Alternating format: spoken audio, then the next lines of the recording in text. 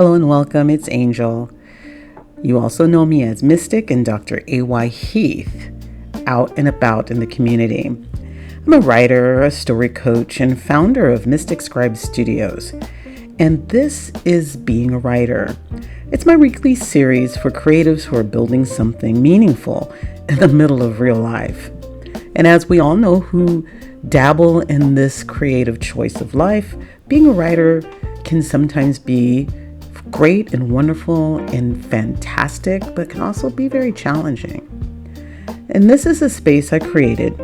If you're writing through chaos, rethinking your voice, rethinking your choices, or just trying to stay connected to what storytelling means to you, not just as a craft, but as a way of just being. Each week I'm here with a theme or a moment of honesty or hopefully a bit of encouragement for the journey. And if it resonates, I ask that you hit the like button, subscribe, and share this with another writer who might be in need of a voice of alliance in their journey. It is a safe place. I always like to say that. I welcome your commentary, so please make a comment, but be kind to each other, be respectful, and be kind to me as I share some of the processes that I go through each and every day as a writer. Today I'm talking about something I know a lot of us have felt lately, and that is writing through fog. When the rhythm is off, your mind is cluttered, and the words just don't come the way you would like them to come. And when I say fog, fog can be a number of things. It can be the stresses of life. It can be the work we do to pay the bills while we try to focus on building our creative voice. It can be the fact that you live in a noisy neighborhood. I've recently had to move from a home to an apartment, and so now I am surrounded by noise that I've never had to engage with before, and that can affect your process as well. And then there are seasons that can affect it. If it's a chaotic season, if it's a busy season, whether joyful or otherwise, and sometimes our life goes through the seasons that can cause us to be caught in the middle of thick fog. And when you know you have something to say, but your mind is cloudy, or your mind is tired, or the world feels heavy, you show up to the page and sometimes nothing lands the way you want it to land, or sometimes nothing happens at all. And that is kind of the normal cycle of being a writer.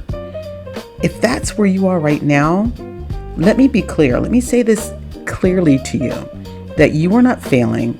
There's nothing wrong with you. You're feeling it. And sometimes those feelings are wrapped up in the mind going silent. Think of it like an athlete. If you're an athlete and you hit a funk where you can't quite perform the way you want to perform, your body starts behaving a certain way. You can't quite get the reps in that you want. Everything hurts. Things don't feel quite right. And as a writer, your creativity is your mind and your creative process. So the muscles that kind of get gunked up when you're going through stuff is that imagination and that clarity in your mind. It's what we call fog. And the fog is often just everything that we're carrying with us, the weight of it all, the sheer weight of life, the stress, the overwhelm, grief, if you're going through grief, even joy can sometimes unsettle us. If you're going through a life process that's filled with joy, you just got married, you're just having a child, and it can fill you up with so much joy that it's distracting you from what you feel is your creative process. And sometimes we think if we're going through joy, you would think, hey, that would cause me want to write all kinds of stuff. And it might. And it might take you on a different journey to write something else, or it might shut down completely. It is not just unsettling, it is just a process. And when you get into a fog, I grew up in a town that was very foggy here on the West Coast, and we used to say it was like a creature. You could see it coming from miles away, and it would just settle on a space, and you were just surrounded by the fog, and you just had to accept it and deal with it and try to get things done. And there were some things you couldn't get done because you couldn't see. It was just a space where there were things that just are not going to happen. And so for me, a fog is a combination of a lot of things. There is what you can do in the fog, and then there's what you cannot do in the fog. And so for me, it's about dealing what you can deal with and to support yourself through the fog. And one of my number one recommendations for any writer that I work with as a client is movement. And I don't mean you have to go run out to the gym and do some sort of HIIT program and be, do military training. It could be as simple as going for a walk, stretching, singing a song, or listening to a song, something that gets your body moving to activate the other aspects of your brain so that your brain can start to work around the fog. I know it sounds kind of different, but it's something that works for me. There's some psychology around it. I am not a psychologist. I'm not going to speak to it. I am a creative, and I just know that this is something that works for me. Another interesting thing about movement, if you do go for a walk or even a drive, you can be inspired by scenery. So being outside is sometimes a big benefit to creating release from fog. Just make sure you're in a safe space. I don't want you going out in the dark and going out when it's pouring down rain, unless that's your thing. Movement is a huge support system for me, and that I recommend, as I said, when you're trying to reach through the fog. Another thing I recommend is journaling. I am a fan of journaling. I don't have formulas for it where I think you should specifically journal a specific way. I believe in 3 types of journaling. The old school journaling that I grew up with, where you go, "Dear Diary," and you're like, this is what's happening in my mind right now. Non-prompting kind of dumping of what's in your mind to get it out there. Then there is prompted journaling. And prompted journaling will be you take a prompt, which is a sentence or a summary. It's like, if I were the king, what would I wear? And then you journal. And then the final is a conversation with someone. If you're grieving, it could be a conversation with the person you're grieving for. If you're longing, it could be the person you're longing for. If it's yourself, it can be a smaller part of yourself, like yourself as a child. Those are the 3 types of journaling that I kind of attach to. There's so many different things that you can do, but journaling is, to the writer, that exercise program that keeps the mind, the creativity in shape. And it helps to identify what's in the way and helps you release it so that it doesn't bother you anymore. It just starts the process sometimes.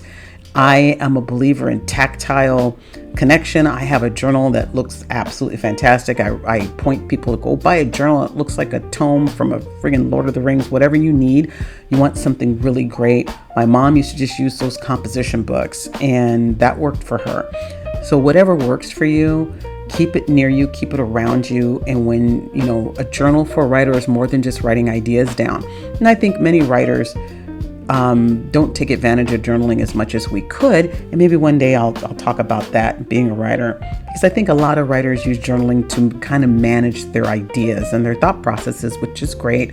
But I think it also is a great tool to help you break out of a fog.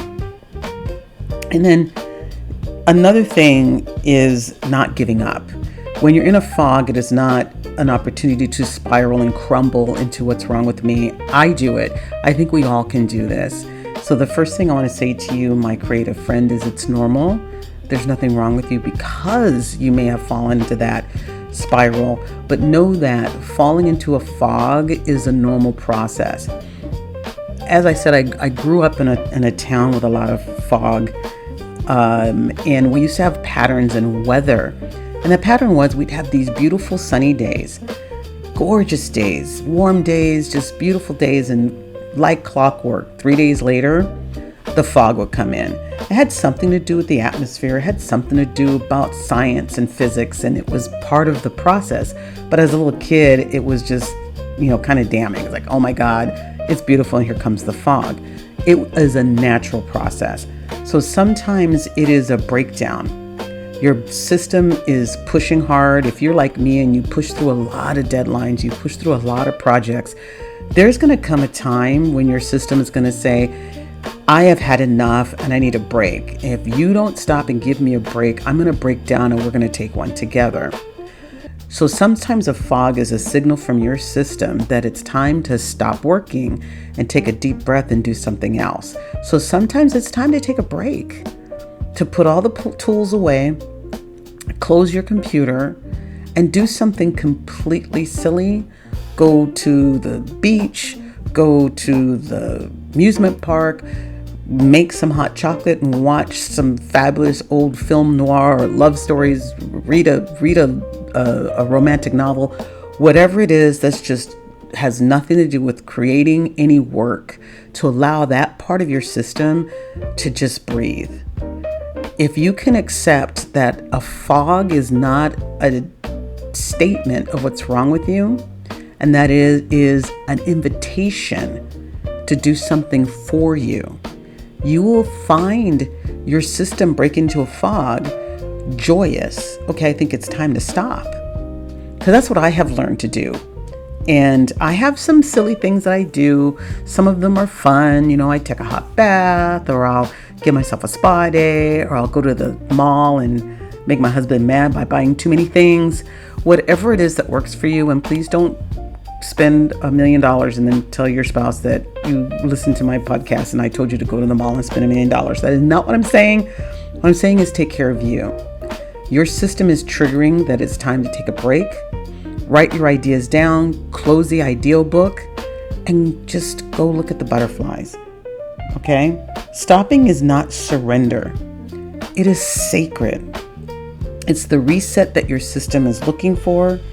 It's the voice wanting a little bit of breath, a little bit of breathing room, a little bit of air.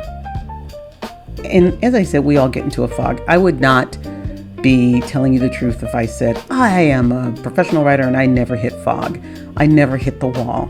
I hit the wall all the time because I'm human. I hit the wall on my own projects. I hit the wall on other people's projects. When I get a project and I get going on it, I'm like, I can't get what this person is trying to get me to see here. I'm not feeling it. What do I do? And if you don't build processes in yourself to get through them, if you let the fog take you, you will train your system to respond in surrender. You don't want to surrender to the fog. You want to tackle the fog. You want to find a way to work through the fog, whether it's working through it with the journaling, whether it's working through it through physical movement, whether it's working through it through just having some fun. There is no one size fits all. Everybody is different in how they work through the fog. So I don't have an answer what's going to work for you other than you finding a way, trying some things out and figuring it out. But what I have learned is this: fog doesn't last forever. Especially if you give yourself grace. If we all give ourselves grace and we stop blaming ourselves for being human, then through that fog, you'll find that lighthouse, that foghorn, and you will find clarity, because clarity is still there. When the fog came over the town, all the schools, all the houses, all the businesses, all the churches, everything was still there. The fog doesn't come and make everything disappear. It just comes, sits on the land, and then it goes away. And you look around and everything is the same. So your rhythm will return. The fog is just trying to show you something. And that something may be a new direction. That something may be a new vision. That something may be, hey, can we sit down and rest for a minute? Because I'm kind of tired. And as creatives, we don't often listen to that voice inside us because we're too busy trying to create and prove our worthiness to the world. Because that's what it means to be a creative, convincing ourselves that we are worthy. Ooh, that was a good one. I'm gonna have to remember that one for myself. And I am a coach. I am a creative coach. I help writers and creatives. It's something I have a lot of passion for. I've built my Creative Edge program just to help people understand who they are in their branding, how to offer themselves that space, and also how to plan for the future. A lot of times creatives, we don't know how to do that. So if this is something that you feel like you need some assistance with, I invite you to play with me and let me help you help yourself There is no commitment to just saying, hey, let me check it out and see what it's like. I'll have some information there in the link. And I'm doing a couple of lives through the end of this month. One's tomorrow. Today's Monday, the 17th, so tomorrow. And then next week, I'll be doing a live Q&A session if you have any questions to give you some more information about this. But I want you to know that you're not alone, okay?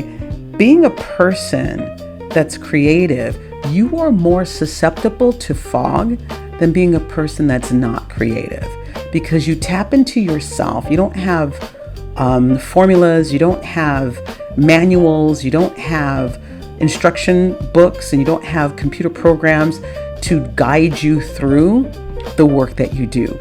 You have your soul to guide you through the work that you do. And sometimes when you tap into your soul and you tap into it over and over again with the heaviness of need and want and desire for accomplishment, recognition, and success, it can get exhausting. And when your soul is exhausted, it's heavy. And your soul will go into survival mode. And survival mode is, can we rest for a minute and take care of ourselves spiritually? So I always say you have to have a practice, and I believe in that. I'm very spiritual. I have my own spiritual practices, and I don't want to put my practices on anyone, but you gotta minister to yourself, body, mind, and spirit. So you gotta feed yourself intellectually. You gotta nurture yourself physically. You have to take care of yourself spiritually, whether that's meditation, mindfulness, breathing. If you don't have a process where every day you do some sort of connection and release or something, it's going to make it heavier when you reach that point where you get into the fog. So we can talk about that, and I probably should talk about that at some point in time. I hope this was helpful. I know that it's a lot when we reach fog, and I've been talking to a lot of creatives that have hit that point. And again, it's natural. I would love to talk more about this. Drop a comment if this resonated with you, because even here and right now, in the fog, you are still a writer. Even if people don't agree with you that you're a writer. So you're an accountant that likes to write, right? You're a car salesman that sits up at night and writes stories. My friend, you're a writer. And whether you are turning in screenplays to Paramount Studios or you're writing your fan fiction on Wattpad, you're a writer. You need to believe that. You need to know that. And you need to understand that as a writer, you're going to go through ups and downs, successes and challenges, and fog is reality. And it can happen as frequently as once a month. The more you nurture and the more you work through it, the easier it will be for you to get through it. So join me tomorrow on the 18th. It's 4 p.m. Pacific time. I'll be going live and answering questions. I would love to see you there. Otherwise, reach out to me, drop a comment. I would love to hear about, what it's like for you when you get in the fog. As a matter of fact, that's your prompt. When you're in the fog, what helps you breathe again? Write that in your journal. Drop that in the comments below. And my friends, I thank you. Take care of yourself. Break through the fog. And I will see you on the other side. Bye-bye now.